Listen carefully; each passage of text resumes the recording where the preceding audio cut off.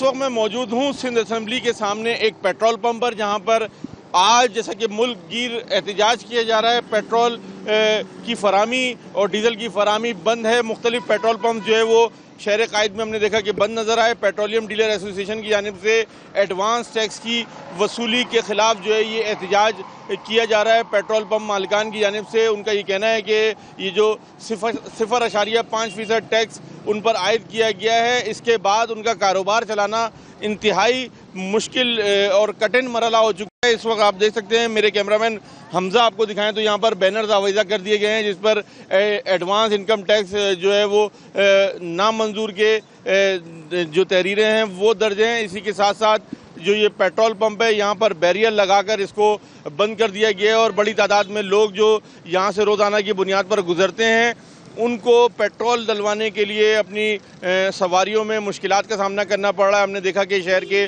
मुख्तलिफ petrol pump बंद होने की वजह से शहरी अपनी सवारियों को धक्का लगाते हुए भी दिखाई दिए, लेकिन आज जो ये टैक्स लगाया गया है उसकी वजह से पेट्रोल पंप्स के मालिकान की जानिब से एहतजाज रिकॉर्ड कराया जा रहा है और पेट्रोल पंप बंद हैं। जी सर, अभी हम लोग परेशान हैं। अभी क्या करें, हम लोग पेट्रोल है नहीं, लोग गए हुए काम से, हम लोग भी काम से निकले हुए हैं। अभी हम लोग खुद परेशान हो गए।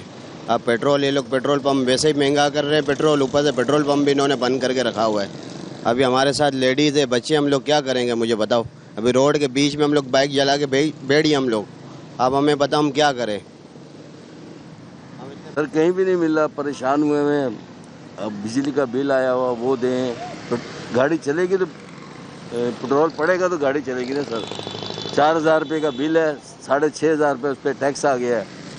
सुबह मैं टमाटर लेने गया, हाँ जी 250 रुपये में टमाटर लेने गया। 80 रुपये किलो टमाटर थे, 100 रुपये, आज 250 रुपये किलो टमाटर मिल रहे हैं। ये हुकूमत हमारे साथ क्या करना चाह रही है? अगर हमें मसल में गए थे किसी काम से पासपोर्ट ऑफिस, अब हमने 3 से 4 पेट्रोल पंप चेक किए, बाइक में पेट्रोल ख़त्म हो गया। अभी हमें खड़े हैं कि पेट्रोल मिल जाए तो घर तक पहुँच सके। तो बहुत ज़्यादा परेशानी हो रही होगी। ज़्यादा परेशानी हो रही है। हुकूमत को सोचना चाहिए ना कि वो क्या कर रही है। पाकिस्तान को पाकिस्तान नहीं रहने दिया इन्होंने, पता नहीं क्या बना दिया है। जहाँ जाओ वहाँ हर माफिया बैठा हो जाए। अब गैस इलेक्ट्रिक चले जाओ, चाहे गैस कंपनी चले जाओ, कहीं भी चले जाओ, अब इस शोबे में भी यही है कि हर तरफ माफिया बैठा हुआ है। तो भाईजान ये पेट्रोल इससे नहीं देने, हड़ताल किया गया, अभी बंद है यह पंप। कब खुलेगा ये? अभी इसका कोई मालूम नहीं है कि कब खुले कब नहीं।